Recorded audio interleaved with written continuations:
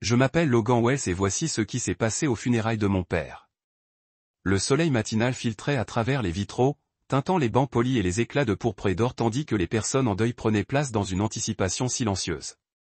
J'étais assis au premier rang, la poitrine serrée sous le costume sur mesure que je ne voulais jamais porter, les mains jointes maladroitement sur mes genoux. Tout autour de moi, de légers sanglots et des condoléances murmurées emplissaient l'air. Mais je ne ressentais qu'un silence glacial, comme si le monde s'était arrêté pour honorer une vie qui venait de s'enfuir. Mon père était parti, et le chagrin me serrait le crâne comme le givre hivernal, jusqu'à ce que je le voie. 2 rangs derrière moi était assis un homme dont la présence me semblait intrusive. Il était grand et impeccablement vêtu, la trentaine peut-être, avec une silhouette raffinée et une assurance qui me donnait la chair de poule. Son costume de créateur lui allait comme une seconde peau, et ses mouvements étaient mesurés, réfléchis. Mais ce sont les reflets verts de sa gorge qui ont fait trembler mon cœur. Un collier d'émeraude birmane drapait si parfaitement sa chemise blanche impeccable qu'il semblait fait sur mesure pour lui. Plus encore, ses boutons de manchette, de minuscules clous d'émeraude, captaient des rayons de lumière parasite, et à son doigt brillait la bague antique en or de mon père, un héritage familial enfermé jusqu'à des semaines auparavant. J'en avais le souffle coupé. C'étaient les mêmes pièces que mon père avait conservées dans son coffre-fort pendant des décennies. Symbole d'un héritage qui valait plus que la plupart des vies. Leur disparition avait bouleversé mon univers des semaines auparavant, et le vol avait été une violation trop intime pour être pardonnée. Je me penchai en avant, appuyant ma paume contre le bois poli du banc devant moi, essayant de calmer mon pouls. Je risquai un coup d'œil à ma femme, Mara, assise à côté de moi. Son visage était pâle, ses yeux écarquillés par la stupeur, et elle me serra le bras comme si, ancrée à moi, elle pouvait l'empêcher de s'évanouir. Je murmurai, cheval de voix, « Qui est cet homme ?» Mara me serra la main, mais ne répondit pas. La voix du pasteur montait et descendait en vagues douces, délivrant des prières qui flottaient sur l'assemblée comme des pédales flottantes. Je n'entendais rien de ces paroles. Je ne voyais que cet homme confortablement installé, exhibant ce qui me revenait de droit. Chaque fois que le pasteur marquait une pause pour ouvrir la voie aux éloges funèbres, j'éprouvais le besoin de me lever et d'exiger justice. Mais le cérémonial et le respect me maintenaient sur place. Je me concentrais plutôt sur les souvenirs du rire de mon père, riche et retentissant, un son qui avait autrefois empli chaque recoin de notre maison. Je sentais presque sa présence à mes côtés, m'incitant à la patience. Lorsque le pasteur m'invita à partager un souvenir, je me levai, les genoux tremblants, la voix chargée de chagrin, et quelque chose de plus tranchant. Je racontai la première fois où mon père m'avait appris à conduire. Comment il avait étudié ma main sur le volant, suscitant la confiance de ma main tremblante.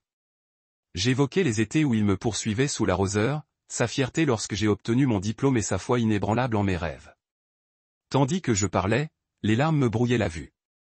J'imaginais son esprit écoutant, souriant à mes paroles, inconscient de la trahison qui se déroulait derrière moi.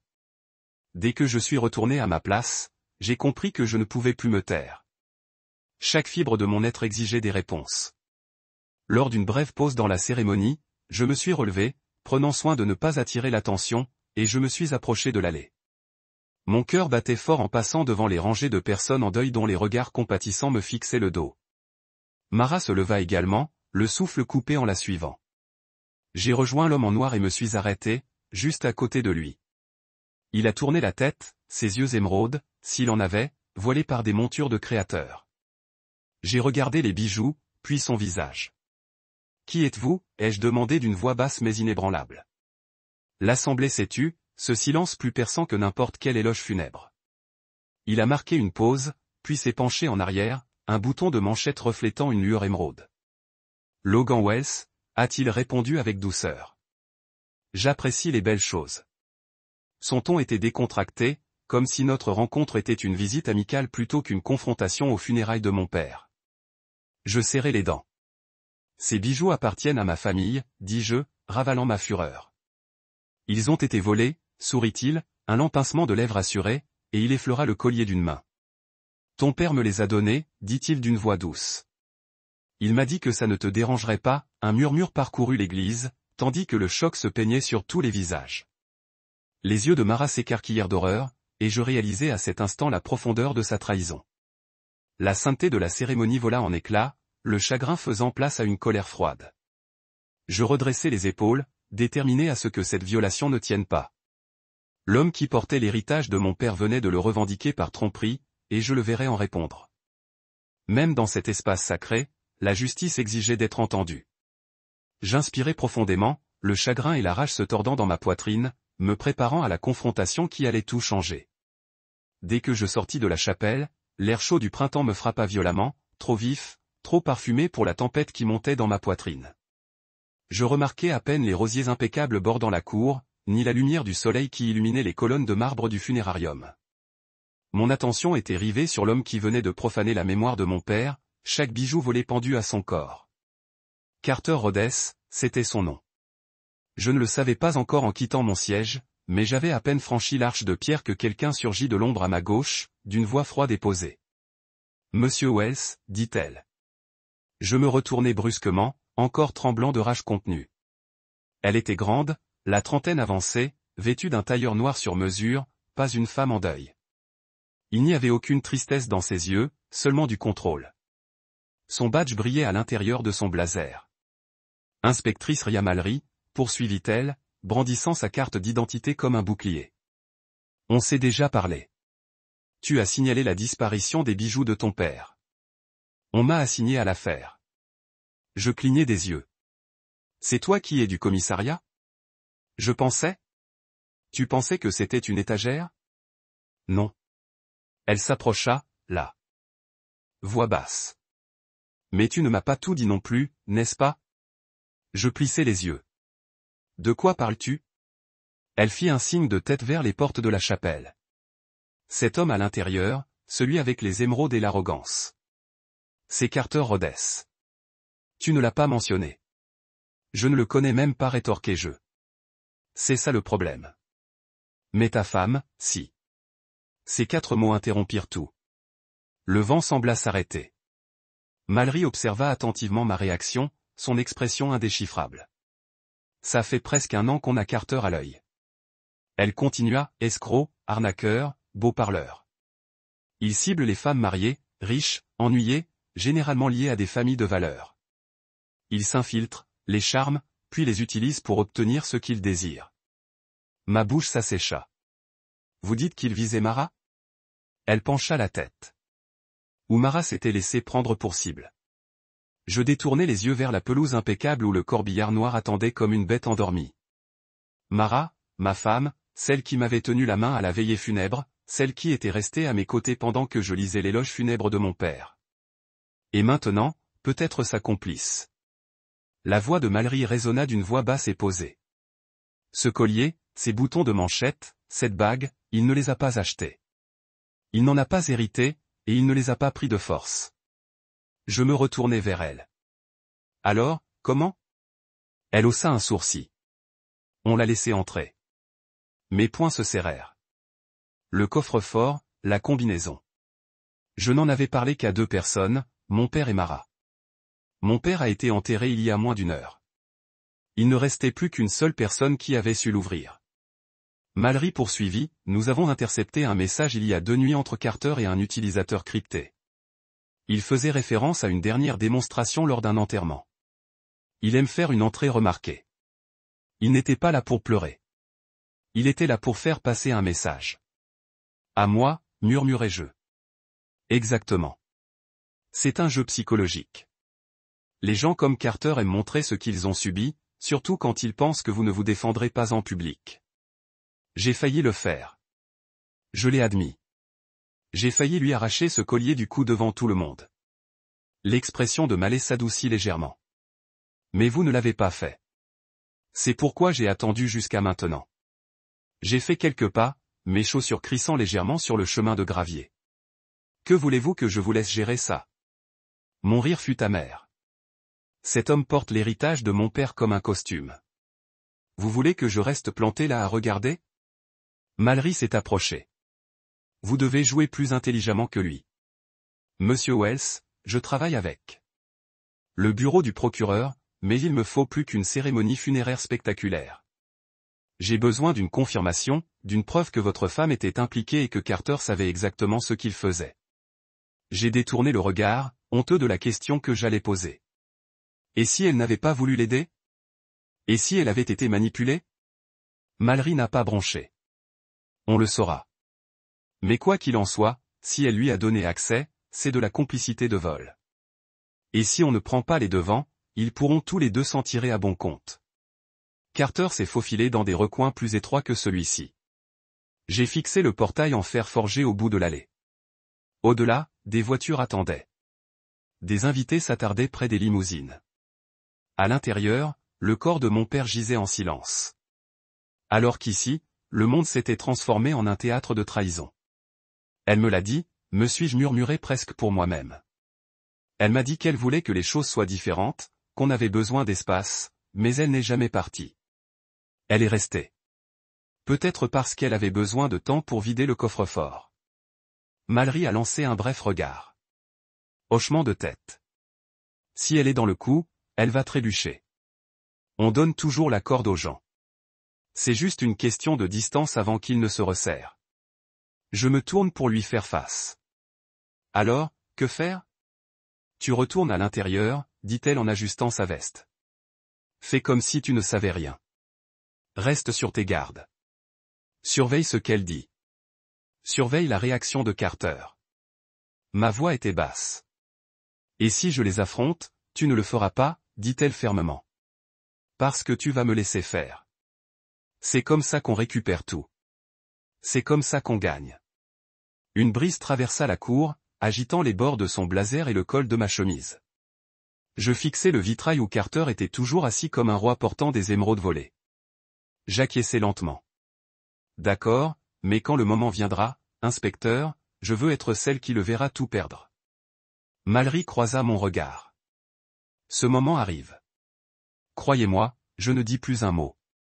Je retournai à l'intérieur, passant outre les regards curieux et les expressions confuses, et je m'assis à côté de ma femme, qui ne me regarda pas à mon retour. Je jetai un coup d'œil par-dessus mon épaule à Carter, qui sourit de nouveau, un peu plus largement cette fois, mais quelque chose avait changé. Il pensait que le jeu était déjà terminé.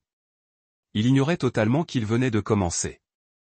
L'inspectrice Ria Mallory entra discrètement dans l'église, mais sa présence agita l'atmosphère comme une tempête. Elle n'eut pas besoin d'élever la voix ni de brandir son badge. Elle se déplaça simplement avec une assurance qui se fit remarquer. Son regard parcourut la chapelle d'un regard expert avant de se poser sur moi.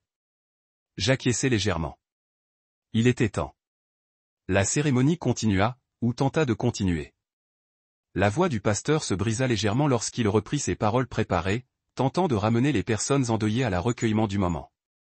Mais le recueillement était déjà brisé. L'homme qui avait volé l'héritage de mon père venait de se tenir à l'autel et d'utiliser le deuil de ma famille comme une scène pour ses mensonges. Carter Rhodes resta assis comme s'il n'avait rien fait de mal, les mains jointes avec soin. Sur ses genoux, des émeraudes scintillaient dans la douce lueur des lumières du sanctuaire. L'anneau de signature clignotait à chaque mouvement de ses doigts.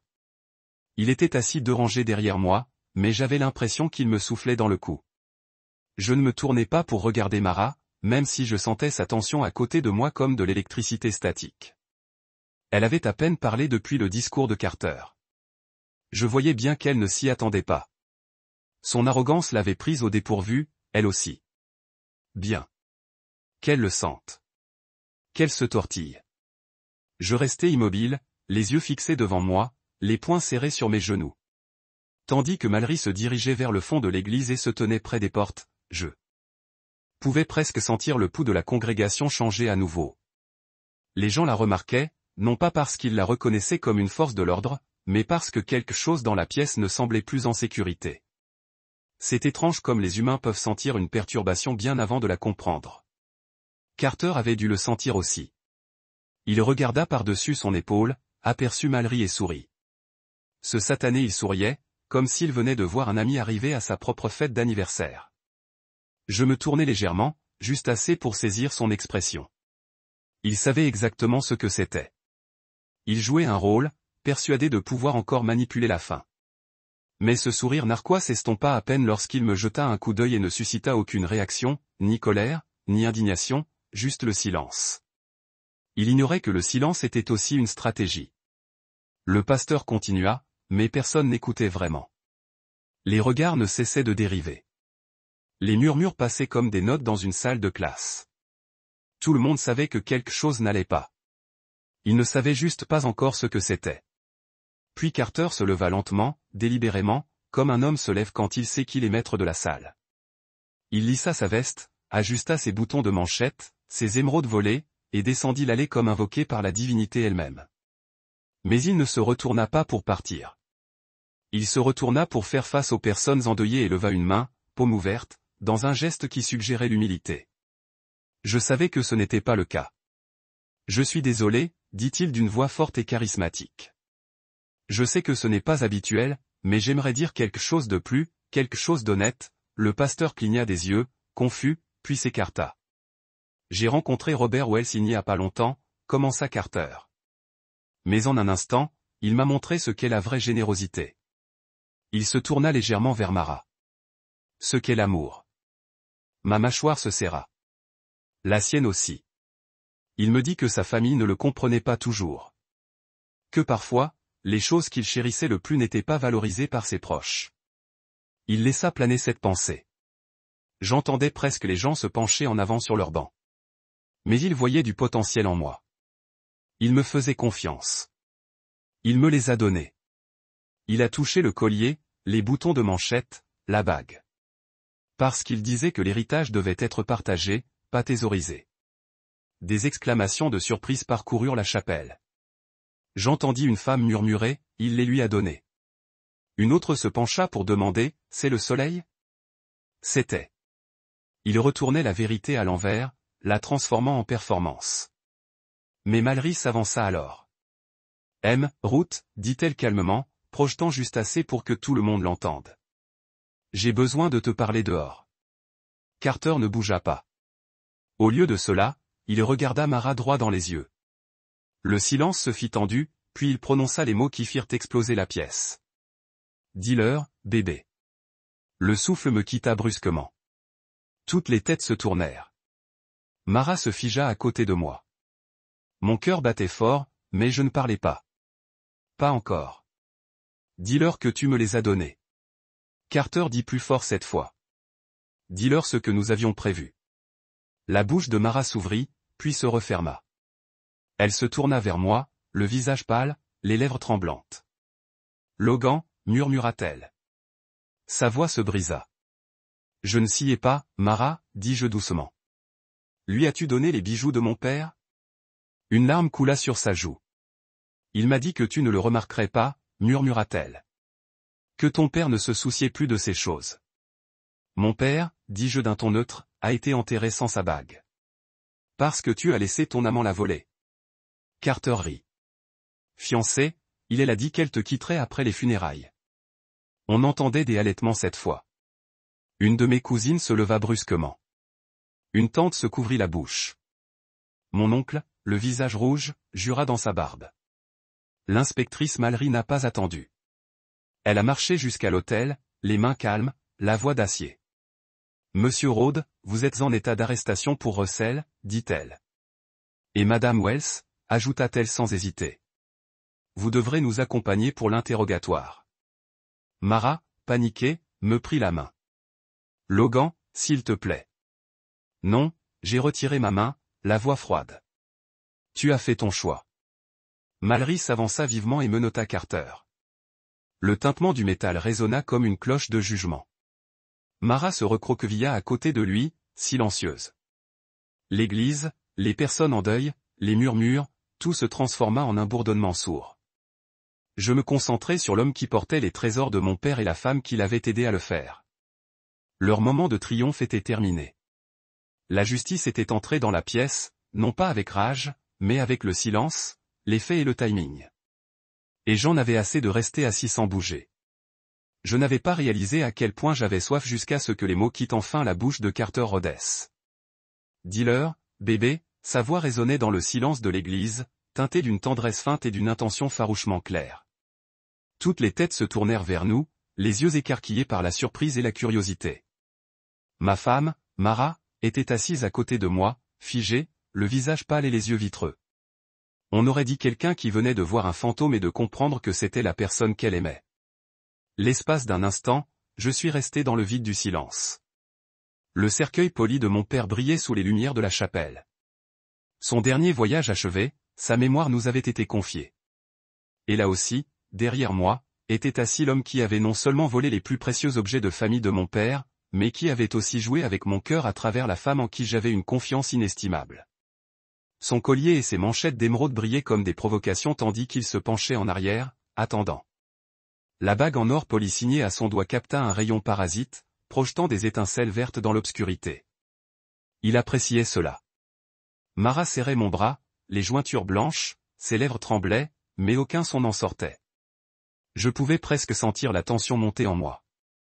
Un mélange de fureur, de trahison et de désespoir. L'assemblée regardait, bouche bée, le pasteur fixait Carter d'un regard impuissant, incertain de la marche à suivre. La cérémonie funèbre, censée honorer une vie digne, était devenue un véritable hommage à la tromperie et à l'humiliation. « Dis-leur » répéta Carter d'une voix basse et autoritaire. « Dis-leur que tu m'as tout donné » fit-il en désignant Mara d'un signe de tête, ses yeux sombres plongés dans les siens. Je remarquai un léger tremblement dans ses épaules. La façon dont ses doigts se contractaient autour du tissu de sa robe. Elle tremblait, mais pas de froid. Lorsque le pasteur reprit enfin son calme, il s'approcha du pupitre en s'éclaircissant la gorge. « C'est inapproprié, balbutia-t-il. Nous sommes ici pour pleurer Robert Wells. » Il jeta un coup d'œil par-dessus ses lunettes à notre banc, puis à l'autel. « Frère Rhodes, ce n'est peut-être pas le moment. » « C'est exactement le moment, » interrompit Carter, debout. La chapelle sembla se rétrécir, l'air s'épaississant jusqu'à ce que chaque respiration lui donne l'impression d'inhaler de la fumée. Il descendit les marches et s'arrêta à notre banc, les bras croisés sur la poitrine dans une pose d'innocence exagérée. « N'est-ce pas, Mara » dit-il d'une voix plus forte que tout le monde. « Dis-leur, ma puce. » Marla releva brusquement la tête, les larmes aux yeux. Elle se mordit la lèvre, me fixant avec frénésie un instant avant de se tourner vers Carter. Ses épaules se soulevèrent comme si elle allait se confesser ou s'effondrer. J'aurais voulu lui crier dessus pour lui demander de se défendre, mais je contrôlais ma voix, ma posture, me forçant à rester immobile, à laisser l'instant se dérouler. Regarder une vérité se dévoiler est différent de l'exiger. Finalement, Mara prit une inspiration tremblante. Sa voix n'était qu'un murmure au début. Logan. Elle marqua une pause, jetant un coup d'œil aux bagues, aux émeraudes. On aurait dit que toute l'église se penchait, attendant une confirmation. Elle ferma les yeux comme pour se préparer à une tempête. Puis, d'une voix qui résonna comme un brise-glace, elle dit « Oui, je les lui ai donnés. » Le halètement qui parcourut l'assemblée résonna comme un cœur qui se déchire. Un parent éloigné laissa échapper un sanglot étranglé. Un voisin âgé s'assit en avant, la bouche ouverte. Mon oncle, assis 2 rangs plus loin, cracha dans sa barbe. Quelle honte! Le pasteur fixait Mara comme si des cornes lui avaient poussé. Son sermon sur l'amour et le pardon chrétien ressemblait à une cruelle chute. Les lèvres de Carter s'étirèrent en un sourire triomphant. Il prit Mara par le coude et la guida à se tenir à ses côtés. Ensemble, ils firent face à l'assemblée stupéfaite. Elle me regarda alors, les yeux écarquillés de honte et de peur. Mon souffle se coupa à cette vision. La femme avec qui j'avais juré de passer ma vie. Debout aux côtés de l'homme qui m'avait trahi, avouant avoir volé la mémoire de mon père. Les larmes brouillèrent ma vision, mais ma voix resta calme, posée. Je me levai et me redressai de toute ma hauteur. Le bruissement du tissu était assourdissant. Avec une lenteur délibérée, je fouillai dans la poche de ma veste et en sortis un papier plié. La vérité, mise à nu sur une transcription imprimée. Je le tendis à Carter. Voilà, dis-je d'une voix suffisamment ferme pour que tout le monde l'entende. Les messages que vous avez envoyés sont-ils? Le sourire de Carter vacilla tandis que l'inspecteur à mes côtés s'approchait. L'inspecteur Mallory s'avança, confirmant d'un signe de tête discret l'authenticité de la transcription. Il jeta un coup d'œil au papier, son regard passant sur des phrases comme « exposition finale »,« mise en scène des funérailles » et « croyez-moi, elle est partante ». Carter leva les yeux, réalisant que sa performance était en train de s'effondrer. Il tenta de lui arracher le papier, mais la main de Mallet intercepta son poignet, le faisant reculer d'un pas. L'assemblée observa, fascinée, les preuves révélant leur manipulation. Mara se couvrit le visage de ses mains, sanglotant ouvertement. Les émeraudes et la bague brillaient contre sa poitrine, non plus glamour, mais symbole grotesque de sa trahison. Je sentis quelque chose se briser en moi. Ni chagrin, ni rage, mais une froide clarté.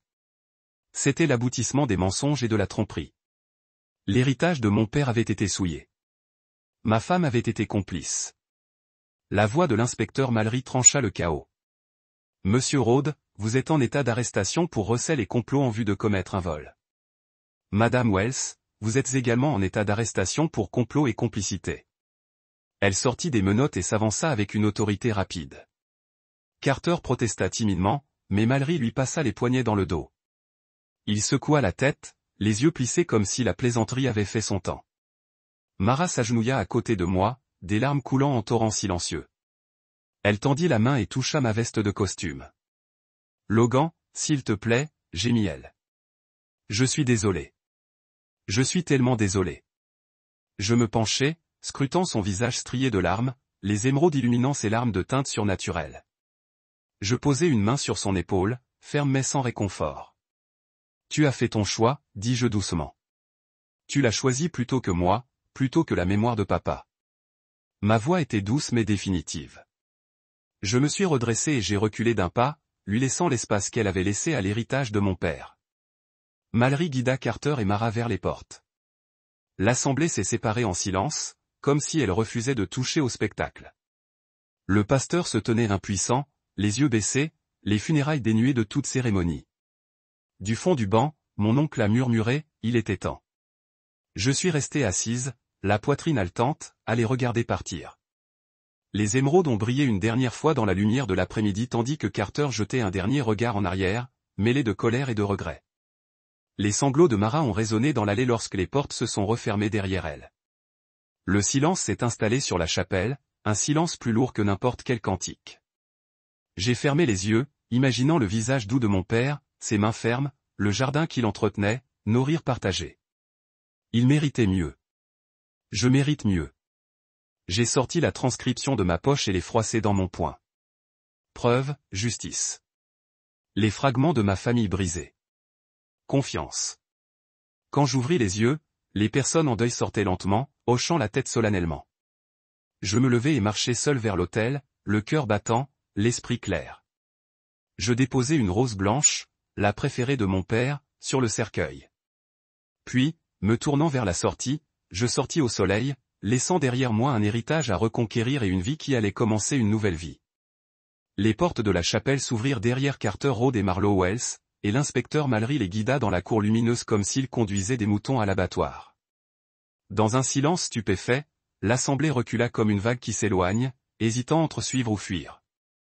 Je restai un instant sur mon banc, engourdi, à regarder le couple que j'appelais autrefois ma famille trébucher dans les suites solennelles. Puis, je me levai, les épaules droites, et descendis l'allée centrale d'un pas mesuré. Mes chaussures cirées claquaient sur le sol en pierre, chaque claquement étant une promesse que je ne laisserais jamais cette trahison me définir. Au premier rang, le pasteur baissa les yeux et les ferma. Sa Bible, comme gênée par sa place dans cette farce. Des bougies vacillaient sur l'autel, leurs flammes petites et fragiles face à l'énormité de ce qui s'était passé. Je m'approchai du dais, en prenant soin de ne pas jeter un coup d'œil au cercueil ouvert. Aujourd'hui, il était moins question d'adieu que de justice, et je me forçai à résister à la tension qui me serrait les entrailles. L'inspecteur Mallory se tenait à côté de Carter, au bord de l'autel, les poignets menottés dans le dos. Le collier d'émeraude reposait sur un petit support en bois. Une couronne grotesque de mensonges, et les boutons de manchette assortis, reposaient à côté. La bague signée de mon père brillait au sommet du coussin de velours. Son blason familial, témoin silencieux du complot qui avait tenté d'enterrer sa mémoire. La voix de Mallory brillait dans le silence pesant. Carter Rhodes, vous êtes en état d'arrestation pour recel, complot en vue de commettre un vol et escroquerie. Mara Wells, vous êtes en état d'arrestation pour complot et complicité de vol. Le visage de Mara, elle se serra la poitrine comme si l'émeraude brûlait encore. Elle tomba à genoux dans l'allée, les larmes ruisselant à ses pieds. J'ai senti un pêcheur me fendre le cœur, mais je ne me suis pas arrêté. Au lieu de cela, j'ai gardé le regard droit devant moi, ignorant son imploration de pitié. Logan, murmura-t-elle d'une voix brisée. S'il vous plaît, je n'ai pas répondu. Mon silence était plus fort que n'importe quelle confession. L'inspecteur saisit Mara par le coude et l'aida à se relever. L'expression suffisante de Carter s'estompa tandis que Mallory le guidait vers la sortie latérale. Il me lança un dernier regard, mi-défi, mi-regret, puis suivit Marat dans la lumière du soleil. Les portes se refermèrent doucement derrière eux, laissant la chapelle plus vide, plus froide et plus creuse qu'auparavant. Le pasteur s'éclaircit la gorge et leva de nouveau sa Bible. « Prions, dit-il d'une voix tremblante. » Mais ces paroles semblaient superficielles, une réflexion après coup dans un office qui avait violemment dévié de son cours. Je restai près des dais, le regard fixé sur le tombeau des trésors de mon père. Lorsque le dernier endeuillé sortit, offrant quelques condoléances chuchotées à ma mère au fond, je montai quelques marches jusqu'à l'autel et m'agenouillai près du socle. Mes doigts planaient au-dessus du collier d'émeraude. Je me souvenais du jour où papa me l'avait montré, ses yeux brillants tandis qu'il parlait des esprits birmans et des siècles d'histoire gravés dans chaque pierre. Il avait tracé délicatement les armoiries familiales sur la bague, me rappelant que certains biens avaient plus qu'une valeur monétaire. Ils étaient porteurs d'histoire. J'appuyai ma paume sur le socle en bois, maintenant marqué d'empreintes digitales et de poussière de scènes de crime. Les pierres brillaient innocemment, inconscientes de leur rôle dans cette trahison. Mallery me rejoignit, les talons silencieux sur le marbre, et posa une main sur mon épaule. « Elles sont en sécurité maintenant, dit-elle doucement. Nous les traiterons comme preuve. Elles seront placées au contrôle des biens jusqu'au procès. » Sa voix était douce, mais j'ai perçu la détermination qui se cachait derrière. Elle avait tenu parole. J'ai hoché la tête en me levant. Mon regard a balayé l'autel une dernière fois avant de se tourner vers le cercueil. À cet instant, j'ai compris que le chagrin et la justice pouvaient coexister, qu'honorer mon père signifiait à la fois pleurer sa perte et protéger son héritage. Je me suis dirigé vers le cercueil et j'ai déposé une rose blanche près de ses mains jointes.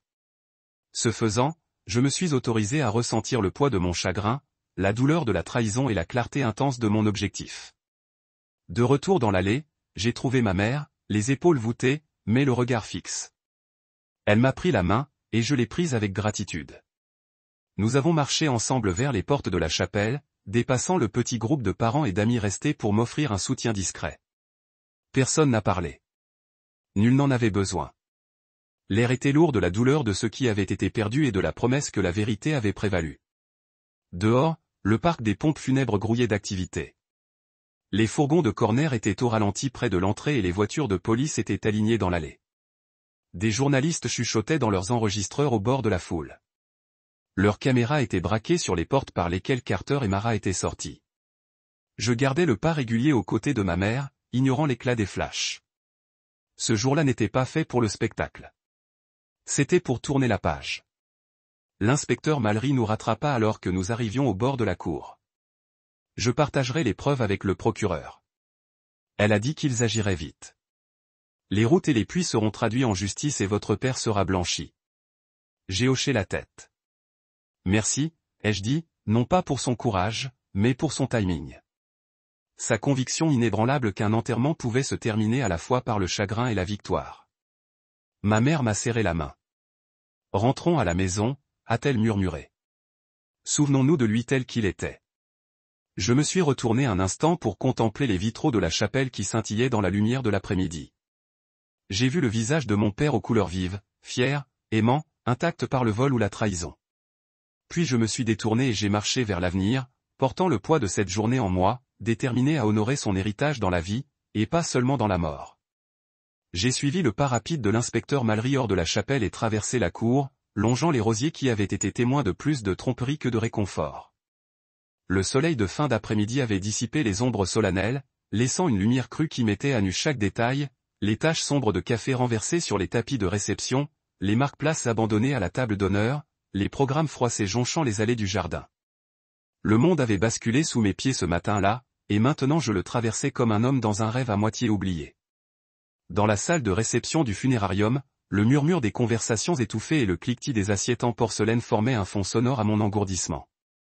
Personne ne m'a salué. Personne ne m'a serré la main. Les gens s'éloignaient, comme s'ils craignaient que ma présence ne déclenche un nouvel outrage. Je ne leur ai pas blâmé. Je souhaitais pouvoir disparaître dans les photographies séparées sur la table de mémoire où le visage souriant de mon père brillait de cadres ornés de rubans blancs. Ici, au bord du chagrin et de la trahison, je me sentais à la fois creux et hyper-aware.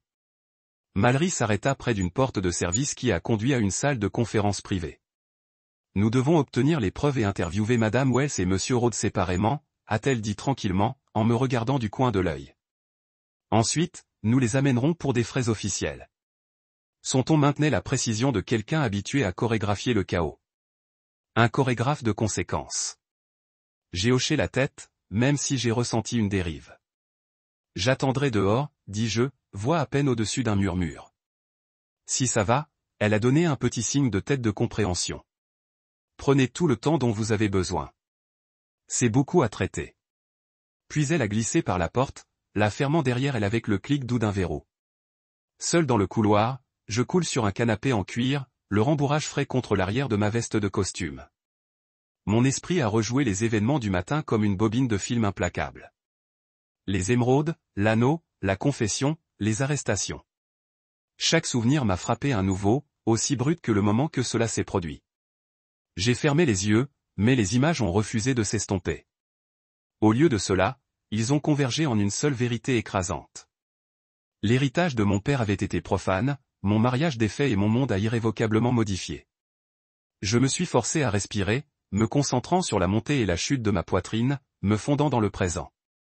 Le couloir à l'extérieur était silencieux, à l'exception du bourdonnement lointain de la climatisation et de la faible éraflure des chaises contre les carreaux de sol. Je me demandais ce que Mallory entendait maintenant. Les sobs de Mara, les dénis de Carter, l'extraction méticuleuse de messages enregistrés et de bijoux récupérés. Je me demandais ce qu'il disait de moi. Le fils en deuil qui était assis silencieux en regardant sa femme partir en menottes. Un coup à la porte de la salle de conférence m'a tiré de mes pensées. La voix de Mallory sonnait étouffée à travers le bois. « Monsieur Wells, pouvons-nous parler avec vous un instant ?» Je me suis tenu et lisse les manches de ma veste, essayant de restaurer un semblant de sang-froid.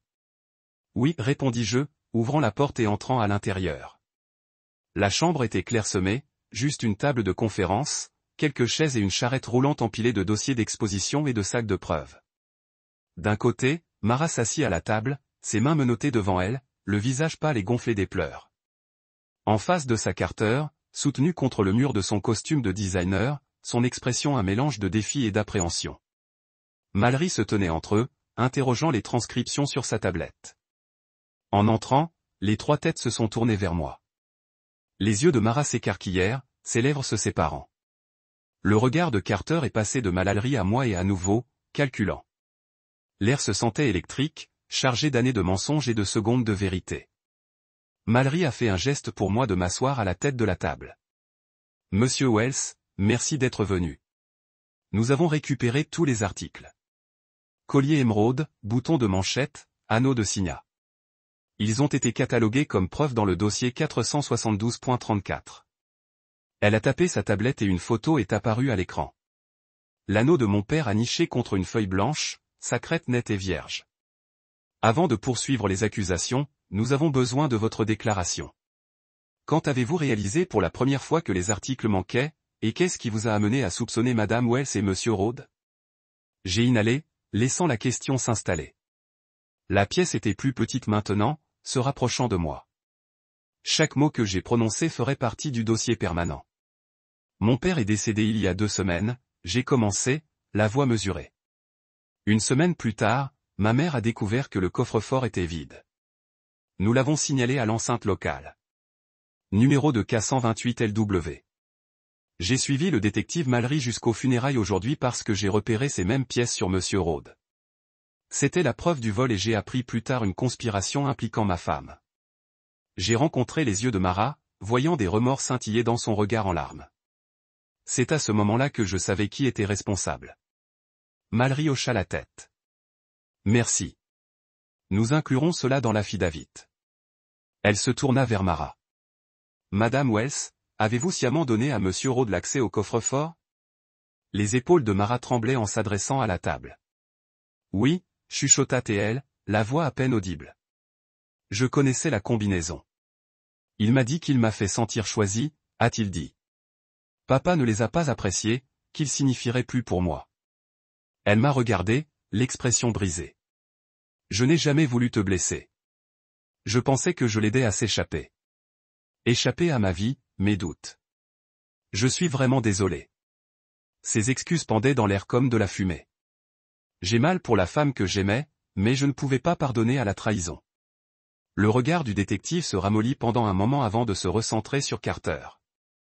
Monsieur Rhodes, avez-vous mis Madame Wells à fournir la combinaison? Il se redressa contre le mur, croisant les bras. Elle l'a fait du bénévolat, a-t-il dit en douceur. Je n'avais pas besoin de forcer sa main. Ses lèvres se courbèrent en un sourire autosatisfait. Elle l'a fourni volontiers et elle a apprécié le pouvoir. Les yeux de Mallory m'ont tourné vers moi, cherchant la confirmation. J'ai fermé les yeux, me souvenant des mains tremblantes de Mara dans le banc, la façon dont sa voix s'est cassée. Validez cela pour le rapport, dis-je doucement. Elle a été manipulée. Elle était vulnérable et convaincue qu'il l'aimait. Carter roula des yeux. Épargnez-moi la noblesse, se moqua-t-il. Elle m'a aidé. Fin de l'histoire. Mallory soupira, consultant ses notes. Très bien. Nous incluons cette déclaration. Mara, j'aurai besoin que vous signiez la confession. Carter, vous serez transporté vers le verrouillage du comté en attendant la mise en accusation. Elle a remis à Mara une forme et la tête de Mara a tremblé alors qu'elle signait. Carter était à nouveau menotté et a conduit la tête malgré les circonstances. Alors que la porte fermée derrière lui était à la recherche de la salle. Je me suis retrouvé assis, en regardant Mara s'asseoir avec ses mains. Mallory s'est approfondi. Le cœur. Promesse et un mensonge. Vous l'avez aidé à voler l'héritage de mon père, et ce faisant, vous avez volé ma foi en vous. La tête de Mara coulait. Logan, s'il vous plaît. Il ne reste plus rien à dire. Je me détournai, ma gorge serrée. Détective, si nous avons fini ici. Mallory plaça une main sur mon bras. Vous n'avez pas à la regarder partir, monsieur Wells. Nous pouvons gérer le reste. J'ai hoché la tête, ma vision floue par des larmes non-vitesse. J'ai avalé dur. Merci. Je suis sorti de la salle de conférence, laissant Mara faire face aux conséquences de ses choix. Alors que la porte se refermait derrière moi, j'ai ressenti une clarté inattendue. Le dernier adieu venait, et ce serait le mien, sans haine, mais sans confiance. Je récupérerais l'héritage de mon père et je récupérerais mon avenir seul. La salle de réception était incroyablement brillante après le poids de la chapelle. Des ballons et des arrangements floraux pastel en contraste frappant avec le chagrin que j'avais transporté toute la journée. Des verres tinçaient doucement sur des tables polies et du personnel de poids dans des chemises blanches croustillantes dérivées parmi les petites grappes de parents. Je me tenais près du coin, serrant un verre glacé d'eau étincelante que je n'avais pas goûté, écoutant des conversations en sourdine sur les organismes de bienfaisance préférés de mon père et les prochaines étapes de son domaine. Ma mère était assise à une table avec quelques amis proches, les yeux rouges mais déterminés, hochant la tête en offrant du réconfort. Chaque sourire poli et chuchoté des condoléances ressemblait à une couche de poussière étouffant ma colère. J'avais besoin de clarté, pas de réconfort. J'avais besoin de la vérité.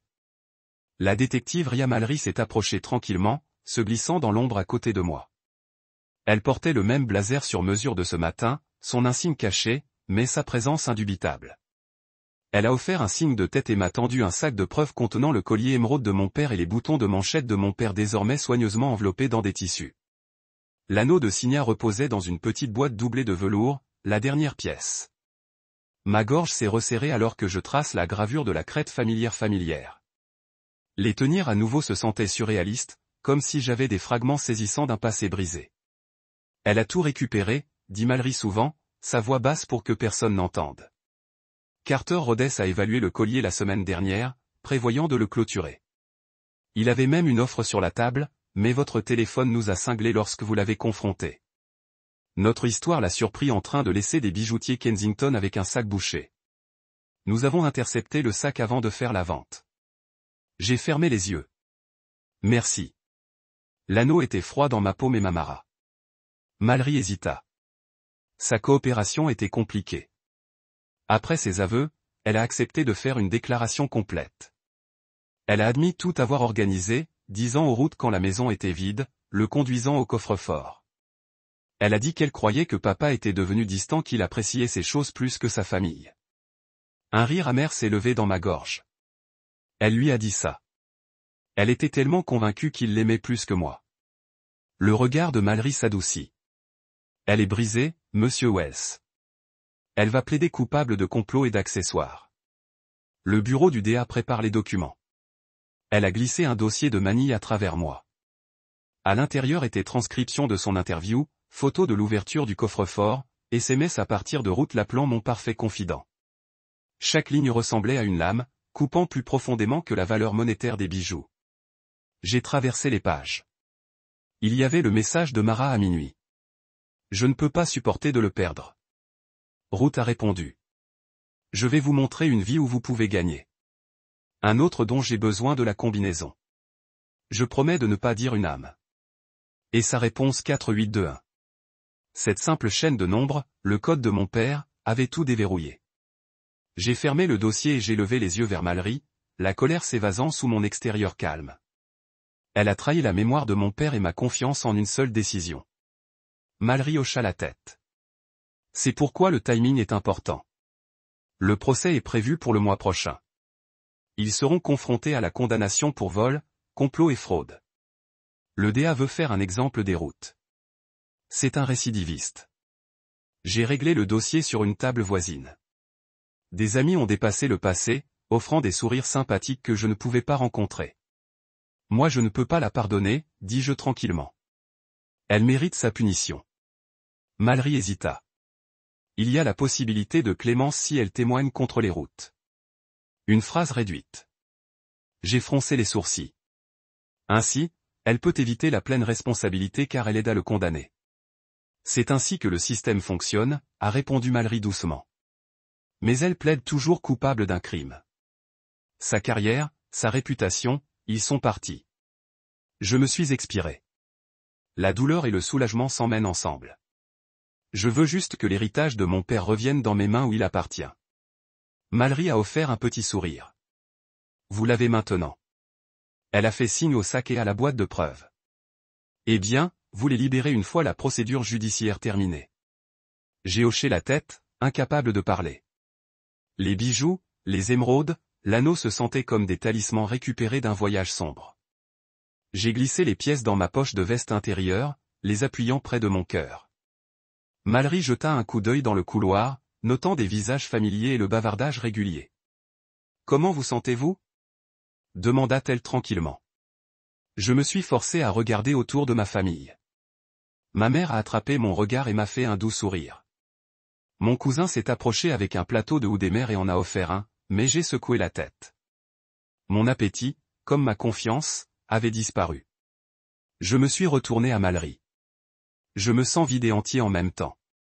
Elle hocha la tête comme si elle comprenait parfaitement. Vous avez fait ce que votre père aurait voulu, protéger sa mémoire, récupérer son héritage et assurer que la justice était rendue. Elle a placé une main rassurante sur mon épaule. Il serait fier. Une vague de chaleur s'est propagée à travers moi. Pour la première fois toute la journée, je me suis permis un petit signe de tête. Merci, détective. Elle recula. Je resterai en contact avec le procès. Pour l'instant, essayez de vous reposer. Puis elle a fondu dans la foule, sa silhouette recule jusqu'à ce qu'elle disparaisse derrière des grappes de personnes en deuil. J'ai fermé les yeux et inhalé profondément. Le parfum des lits et polis s'attarderait toujours. Mais en dessous de tout cela, j'ai ressenti quelque chose de nouveau. Résoudre. J'avais récupéré la bague de mon père et Émeraude. J'avais obtenu la preuve de la trahison. J'avais préparé le terrain. Pour la justice.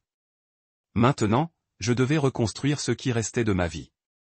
Je me suis dirigé vers la table de mémoire où les photos du sourire de mon père et des moments joyeux avec de la famille étaient disposées sous une bougie vacillante. J'ai tendu la main et touché le cadre d'une photo le montrant et moi à mon diplôme universitaire. Son bras autour de mes épaules, fierté brillant dans ses yeux. J'ai chuchoté, je l'ai fait, papa. J'ai ramené votre héritage à la maison. Un robinet sur mon épaule m'a fait tourner. C'était ma mère, ses yeux brillants avec des larmes non-lèvres. Elle m'a embrassé et je l'ai tenue ferme, sentant le poids des générations soulevant et s'installant différemment. Nous allons passer à travers cela, a-t-elle murmuré. J'ai hoché la tête, des émotions en train de clignoter. Justice, et guidée par l'amour inébranlable que mon père nous a toujours montré. Autorité tranquille. Rhodes affronterait le juge et Mara Wells répondrait pour sa trahison. Dans cette salle d'audience stérile, chaque mot chuchoté, chaque coup d'œil échangé taillera la forme finale de l'avenir de ma famille. À l'intérieur, la pièce était étouffée. Des rangées de bancs en bois tenaient une dispersion de spectateurs, des parents des deux accusés, des voisins curieux et quelques journalistes vêtus de costumes, leurs bloc-notes prêts. L'air sentait du bois poli et du café dilué, un parfum que j'avais venu associer à de longues attentes et à des procédures tendantes. Je me suis glissé dans le siège réservé à la table de l'accusation, ajustant ma veste et regardant Carter émerger de derrière la pétition de la galerie. Ses mains étaient menottées devant lui, et il portait une expression quelque part entre le défi et la démission. De l'autre côté de l'allée, Mara était assise seule, ses épaules se courbèrent, les mains plissées étroitement sur ses genoux. La femme qui dormait autrefois à côté de moi ressemblait maintenant à un étranger dans l'ombre du chagrin. Le juge est entré, une grande silhouette en robe noire et le balef a appelé le tribunal par ordonnance. Le clic des stylos et le décalage des papiers ont cessé. Malalery a chuchoté au procureur, puis est retourné à mes côtés, offrant un petit signe de tête. Le gavel du juge a sonné une grève autoritaire nette qui a rescuté dans la salle et a mis en marche la procédure de la journée.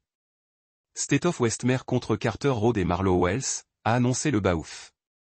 Les parties sont-elles prêtes à continuer? Prêt, votre honneur, répondit le procureur, voix stable. L'avocat de Carter murmura quelque chose dans son souffle, mais a donné la même affirmation. Le conseil de la défense de Mara a hoché la tête. J'ai avalé, sentant la gravité du moment qui s'installe sur moi comme un manteau. Le procureur se leva d'abord, marchant au centre de la pièce. Les papiers en main, elle a commencé par un résumé méticuleux des charges. Vol de biens évalué à plus de 400 000 $, complot en vue de commettre un vol et fraude par tromperie. Elle a exposé la chronologie, le décès de papa, le découverte du coffre-fort saccagé, des émeraudes, des boutons de manchette et de l'anneau de signet manquant, et les semaines d'enquête qui ont conduit à l'apparence dramatique de Carter lors des funérailles. Elle a parlé des messages cryptés de Mara, de son intrusion de minuit dans la maison et des transferts dans des garages faiblement éclairés. Ces mots ont peint un réseau de confiance illicite et de trahison calculée. Chaque détail tiré des textes, des images de surveillance et de l'analyse médico-légale. J'ai regardé la galerie pendant qu'elle parlait. Le visage de ma mère était pâle mais résolu. Ses yeux se sont fixés sur moi. La mâchoire de mon oncle était serrée. Mes cousins se sont déplacés inconfortablement. Un murmure ondulant les spectateurs, une prise de conscience collective que c'était plus qu'un différend familial. C'était un crime qui avait exploité le chagrin lui-même. Lorsque le procureur a terminé, l'avocat de Carter a augmenté pour son ouverture. Il a parlé avec prestige, reconnaissant le vol, mais l'attribuant à la vulnérabilité de Mara et aux propres prétentions de Carter à être préparé pour la générosité. Il a peint Carter comme un ami bien intentionné, un homme égaré par un amour qu'il a juré était authentique. Il a suggéré que Mara avait consenti de la manipulation émotionnelle, exhortant le tribunal à se concentrer sur les remords de Carter et le potentiel de réadaptation. Ces mots dérivaient autour de moi comme de la fumée. Techniquement adepte, mais moralement creux. J'ai combattu l'envie de se tenir debout et d'appeler les mensonges ancrés dans son récit. Ensuite, le conseil de défense de Marla se tenait, offrant une invocation en sourdine de lutte personnelle. Mara avait été submergée par le chagrin, luttant avec culpabilité sur sa distance perçue de papa. Dans ces derniers jours, il a parlé de son anxiété, de son sens de l'isolement et de l'exploitation par Carter de son état fragile. Il a demandé à la cour la miséricorde, une alternative à l'incarcération, peut-être la probation et les conseils obligatoires. J'ai senti que mon estomac se tordre en regardant sa défense qu'une femme qui a volontairement vidé notre sécurité de notre famille pourrait être dépensée comme une victime de circonstances. Ma mâchoire se resserra et j'ai pressé mes mains à plat contre mes cuisses. Mara était assise immobile, le visage pâle, ses yeux coulaient vers le bas. Le juge a appelé pour une brève récréation avant l'appel des témoins. Je me suis levé et j'ai suivi Mallory dans le couloir, le cœur battant. Les journalistes se sont approchés, les microphones ont augmenté. Mallory intercepta doucement. Pas maintenant, murmura-t-elle, me guidant. Nous avons trouvé un petit coin par les toilettes, et je me suis penché contre le mur carrelé, respirant fortement. Cela semble mal, ai-je admis. Ils essaient de l'absoudre avec sa tragédie. Mallory a placé une main stable sur mon bras. Faites confiance au processus, a-t-elle dit doucement. Nous avons les preuves. Le jury verra les transcriptions, les photos, les messages.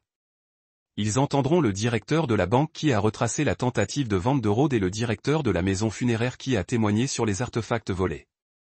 Ils ne comprendront pas le plan. Elle a serré mon bras. Détailler la tentative d'évaluation de Carter et la piste d'audit montrant les dépôts et les retraits d'une route de compte contrôlée. Les preuves ont empilé brique par brique, chaque témoin renforçant le récit de la complot délibérée. Puis les projecteurs se sont tournés vers moi. Mallory m'avait arrangé pour que je témoigne en dernier.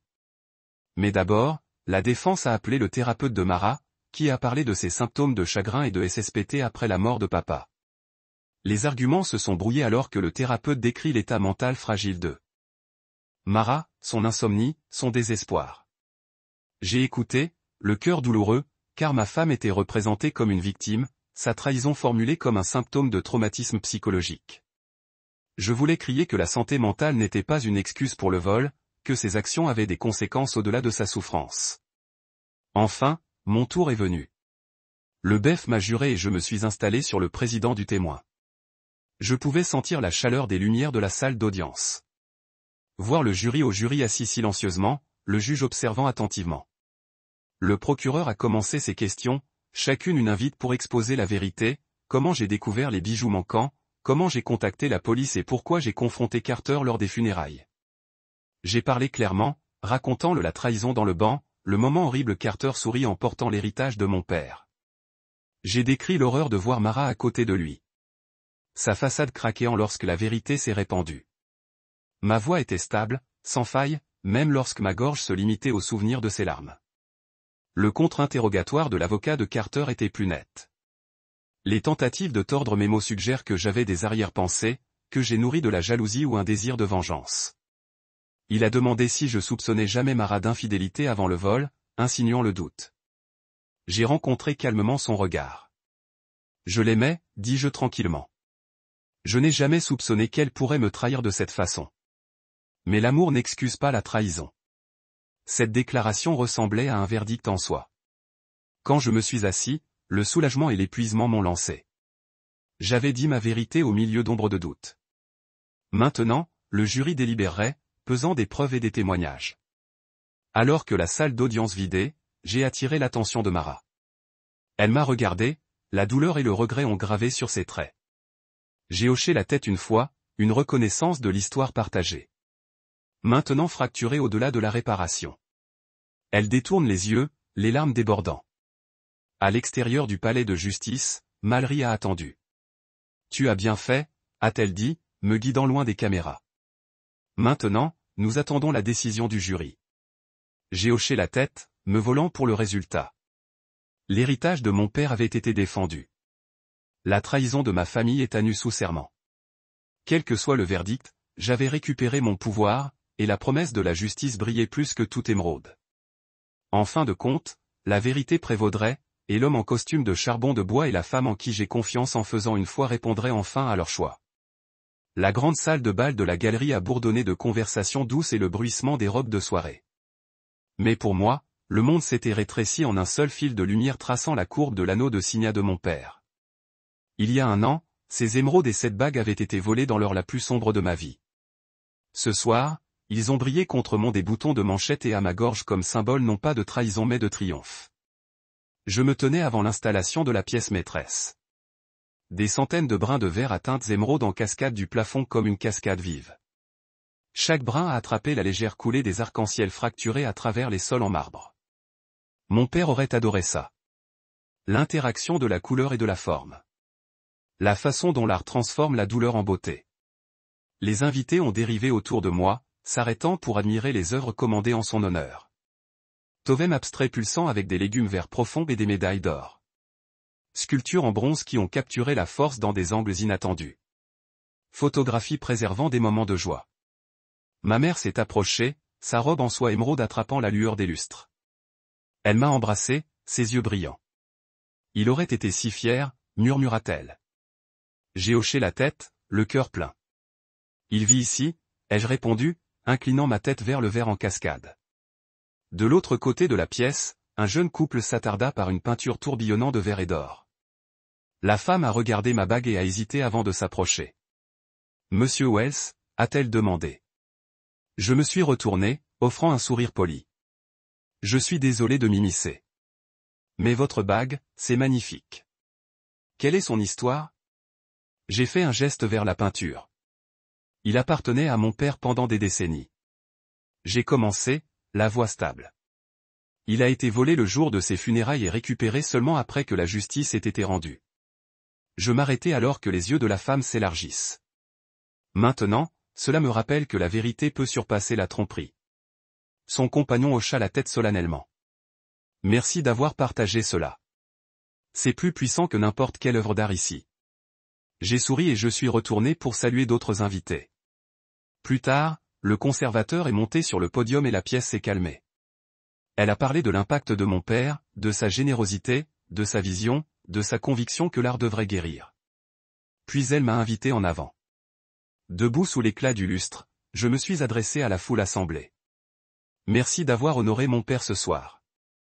Il y a un an, j'ai fait face à une trahison si tranchante qu'elle a menacé d'effacer sa mémoire. Mais ce soir, son héritage perdure dans ses œuvres d'art et dans les valeurs qu'il m'a appris. Intégrité, résilience et pouvoir de transformation. Ces émeraudes et cette bague ne sont plus des symboles de vol, mais de survie et de rédemption. Une vague d'applaudissements a suivi, sincère et chaleureuse. Je suis retourné à mon siège, la poitrine détenue par un soulagement et une fierté. Au fur et à mesure que la soirée avançait, les invités se sont éloignés avec des impressions de leurs pièces préférées.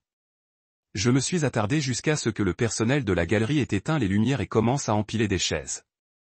Les brins d'émeraude au-dessus de moi s'évanouissaient dans l'ombre. J'ai collecté les pièces de mon père sur la table des expositions, les berçant dans mes paumes. Le collier a glissé autour de mon cou avec un poids familier. Les anneaux se sont installés sur mon doigt. Les manchets se sont mis en place. Avant de partir, je me suis arrêté à la table de mémoire où les photographies du sourire et des scènes de jardin de mon père étaient disposées sous une bougie vacillante. J'ai touché son image doucement. Votre histoire continue, murmurai-je. La flamme dansait, jetant son visage dans une lumière chaude. À l'extérieur, la ville brillait sous un ciel de velours. J'ai glissé dans ma voiture, des émeraudes cachées sous ma veste. Comme je rentre à la maison, l'air nocturne était frais et propre, à l'inverse des ombres de l'année écoulée. L'héritage de mon père, son amour, ses leçons et oui. Ces joyaux restent en sécurité entre mes mains et dans mon cœur.